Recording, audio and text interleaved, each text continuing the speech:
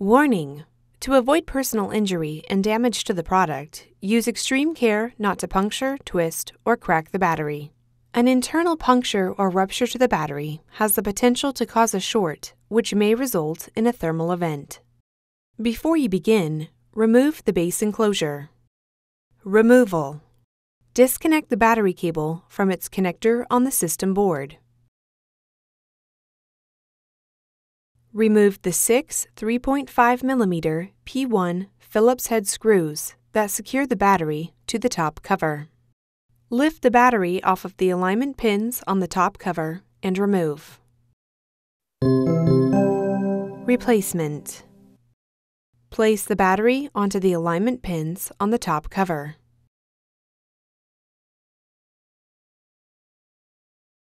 Replace the 6 3.5mm P1 Phillips head screws that secure the battery to the top cover. Connect the battery cable into its connector on the system board.